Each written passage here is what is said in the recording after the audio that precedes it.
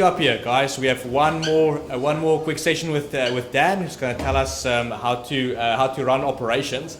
Dan is a lawyer by profession and runs one of the coolest edtech companies on the continent. He's going to tell us a bit about operations, and then they are pouring some cool drinks for us over here as we speak. Thanks, John. Thanks, Lo. Everyone hear me? Okay, good crowd. Tough act to follow, Alex. I feel like you've pretty much said everything that I'm going to say, so thanks very much for that, just stealing my thunder. But I'm going to try and do my best to give you an idea of what it means to scale at a slightly slower rate than Alex, because I don't think I could do it at that breakneck speed, or I might just pass out or die. So who's running the slides? Anyone got my slides there? Oh, I'm running the slides. Apologies. So a little bit about me. Lo pointed it out. I'm a lawyer. Forgive me for my sins. I'm the guy who sent you those big bills. Now I'm the guy receiving those big bills. I worked a lot with a lot of startups in my time. So I did a lot of VC and startup investment, and I worked with them, and I just found entrepreneurs to be having a lot of fun. And I peered over the veil, and I decided I needed that sense of impending bankruptcy in my life. So I decided to move into entrepreneurship. And the best way that I could see to do that was through an MBA. And so I did an MBA in the Netherlands, spent 2 years consulting as an agile consultant, so kind of structuring operations and agile frameworks. And thankfully, I was rescued by Teach Me To, and they asked me to join as their COO. And I think most importantly, and a good litmus test for me in this whole manic race of kind of being an entrepreneur or being in business, is I'm a dad and I'm a husband. And I think that just helps me kind of stay grounded when things get a little crazy. Not as crazy as Alex, but still pretty crazy. So a little bit about Teach Me To.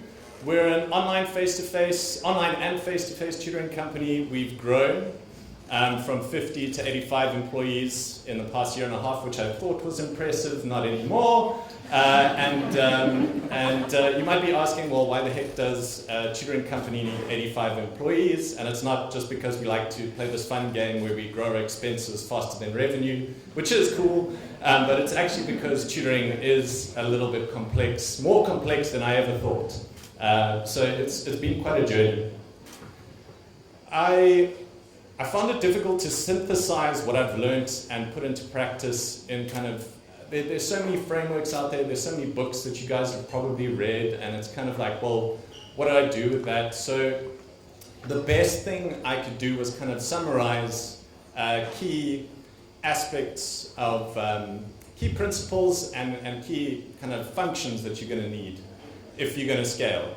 And we've been scaling fairly rapidly. We've also got, I think what you guys might struggle with from time to time is a fairly high churn rate. So even though we've grown by 85, we've probably turned through 60, 70 employees in that time, which is not fantastic. I'm working on it. But it's also taught me a lot. And I think if we look at the foundations of good scaling, I've got these 3 foundations that will be very forgiving to you in making mistakes, because I've made a lot, even in the short time that I've been there. And the first is culture, and I think this is often overlooked by a lot of startup founders. It's like, okay, we've got a product, we're running, we're going. You have your own sense of culture, but you haven't really verbalized it, and you haven't got it on paper, and you don't really know how to communicate it, but it's there, it's innate. And you really need to decide, and even if 3 years down the line, you're like, well, I don't really know my culture, that's okay. Grab a hold of it, write it down, figure out what you want your culture to be, because that will affect the people you hire. And that brings me on to my next point, which is people. People are the bedrock of your company. If you're in the tech space, that's pretty much all you have. Obviously, you have your consumers driving your business, but your people are the heartbeat. And with bad people, you're going to be spending most of your time just tending to issues, putting out fires, dealing with major stuff. Getting my discovery points. And so, you're going to be spending that moment. And I'd say about 70% of my work is mentoring, coaching, and managing people. Why? Not because I like it, which I do, but because it's important, because they run the business ultimately and I guide it. That's my job. And then the other thing that you need that sits slightly apart from people and culture is strategic direction. There's also another mistake that can be made, especially when you receive funding, and I've seen it as an outsider sitting on the sidelines viewing many guys receive funding. It's like the investor comes along and with the best of intentions says, okay, it's time to grow now. And you start plugging away at pay-per-click, you're hitting Facebook, you're expanding your marketing budget, and the word of the day is growth, growth, growth. But the reality is growth is not a strategy. It's just growth. And you can really hurt yourself if you're just pushing growth. If you're just like, okay, we got to grow. And so take a lot of time to think through these three principles, because this has allowed a lot of elasticity for me to make a lot of errors that my people pull me in and bounce me back. The culture tells me where, what I want from the company, and the strategic direction tells me where I'm going operationally. Without these three things, I'm kind of a bit at sea. I'd say the key functions that you require, and obviously do this to scale. It's not like you're going to hire an HR exec if it's just you and your co-founder sitting there. It's a pretty awkward exec meeting. But again, scale these appropriately. You really want a decent executive team, guys you can trust, and you need to bring in the appropriate people at the appropriate time. So you need to see where the demand is in your business. No one business can follow the same pattern.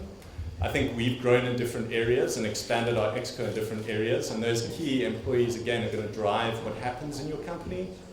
You need a human resources team. Why? Because, as Alex appropriately pointed out, your time is just sunk into onboarding people, hiring people, trying to grow, and you're just sitting there. When I first arrived, we had zero HR team. I was the HR team. And we had a company of 50 people at that time. And so I'd say half my week was just spent hiring. And I think a good litmus test here for anyone who's growing, instead of going, okay, at X size, we need to then add this person, it's rather to go, okay, how much of my personal time is being sunk into X? If it's more than a day, I'd say you need to start looking to hire someone. If you functionally can't because you don't have the revenue, I get it. But really try and hire those key hires when you're sinking a lot of time and energy into a particular task, be it marketing, be it tech, be it human resources. I found for me that especially when you're scaling, this is a key team. And then obviously as you grow, you need an effective middle management. And again, that kind of falls back onto the culture and people foundation. These are the people I rely on to run Teach Me To. I don't. Arguably, I don't run Teach Me To. I take that with a pinch of salt. I mean, I do stuff. But they are the primary kind of coal-face members who are really driving the team and pushing them forward. Key principles that I run by, and these are things that I've pulled out of various books, some of my consulting work, and just general common sense. The first thing is founders, co-founders, COOs, CEOs, you are the biggest blocker to your scaling. Why? Because you can do it better, and you can, but just because you do it better doesn't mean you should. One of the hardest things for me to do has been to let go and allow my team to make decisions. That's why I spend so much time rather mentoring them and trying to multiply some of my thinking into them, rather than trying to go, okay, I'm going to make a decision here, I'm going to make a decision here, because you become the fundamental bottleneck of your company, and there's no way you can scale that way. So as far as you can, take decisions off your plate. Not only that, you get decision fatigue and you're not in a really good place to think about the bigger picture. It's not fun. Really try and move this towards your team, because they actually know what they're doing and you can trust them, especially if you've kind of gone through the key foundations of good scaling. Think in systems. Much to my wife's chagrin, I am a 3D printing enthusiast. So I have two, not one, but two 3D printers. Why? I don't know, because you could have two instead of one. But the thing I love about them is they break all the time. And so it's kind of the equivalent of your dad going into the garage to cut a piece of wood. You know, he just does it to go there and be like, did something manly. And I think for me that's the same. When I approach this, I see an entire system. If something breaks in the system, the whole machine is defunct, and I can't work with it. So it can be a tiny thing like a thermostat. It can be the code that's in the machine that I have to adjust. It can be some of the heating bed or the heating elements. So all of that kind of is interesting for me, and I view a company in principally the same way. It's just a machine. And if the elements are working well together, then you get something decent out of it. If they're not working well together as a system, then you're not going to get anything out of it that's really good. You might still manage, and you might get something that's kind of half-baked, but think about the system as a whole and try and fix the system as a whole. And that's why, again, it's really important to decentralize decision-making, because if you're too busy knee-deep in the weeds, like in support or something like that, you're not going to see the system. Okay, cool. Gotta hurry up. And then I'd say centralized project management. This is an easy one. Kanban tools. If you want to have oversight at a certain level, don't try and see everything. It's really good to make use of these tools, having a central kind of board to go, okay, what's happening in the company, where are the projects, what's going on, who's doing what. Look at something like ClickUp, Asana, Monday.com. I don't care, just don't use Excel. That's a really bad idea. The stuff's free. A lot of the time they have freemium versions, and I'd highly recommend doing that. And I think the question then is, well, what do I do and where do I start? And what we've found is it's surprisingly difficult to scale sales because you're kind of 0 to 1. When you get to about 20, it's like, okay, we've got our 18 players who are making the sales for us. And then it's like, okay, we can't replicate 18 players. There just aren't enough out there. So what do I do with that?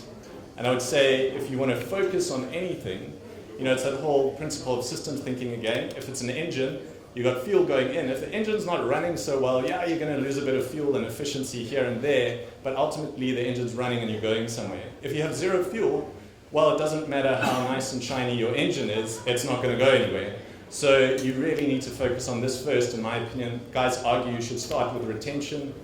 I say start in any of those funnels because you need money to move forward and to grow. And that's, in essence, what I've synthesized and learned over the past period.